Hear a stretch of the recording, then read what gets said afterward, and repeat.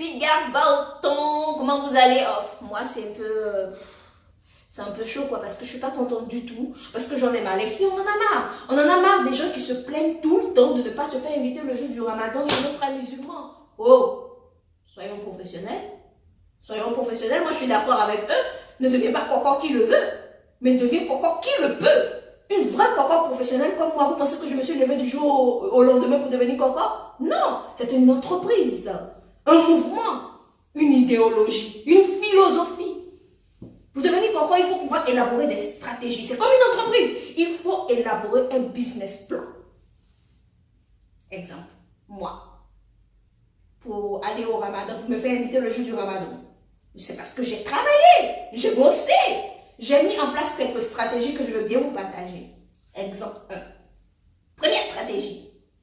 Il faut avoir une capacité d'improvisation hors norme et pouvoir saisir les opportunités lorsqu'elles viennent.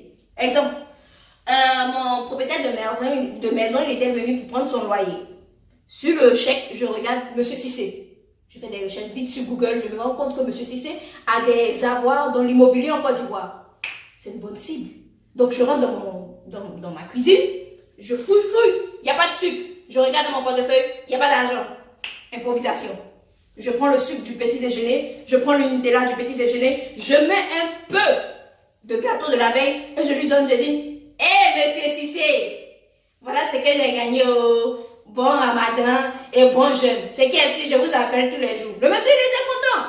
Ça, on appelle ça de l'improvisation et j'ai saisi les opportunités lorsqu'elles sont. Deuxième stratégie, il faut limiter les charges pour augmenter le profit.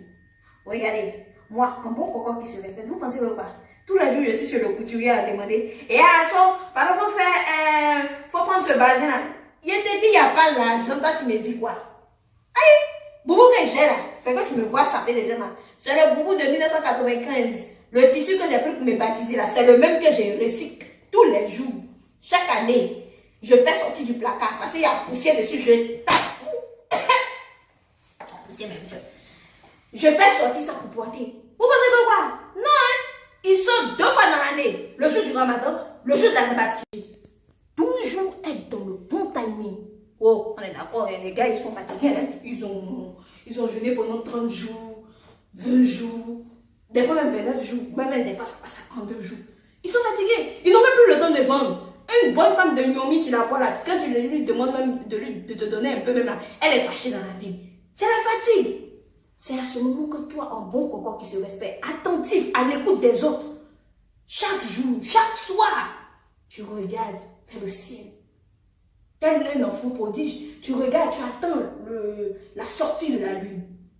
Dès que tu la vois, tu cherches un Ouattara dans les environs, tu dis, j'ai vu la lune. Que ce soit à Bundoukou, que ce soit à Anglais, ou même que ce soit à zone 4. L'essentiel, c'est de pouvoir voir la lune au bon moment et de leur dire. Bref, il faut pouvoir déjà adopter ces 3 stratégies pour être un bon coco qui se respecte. La cocottitude, si vous voulez, c'est un mode de vie. C'est ça ma science.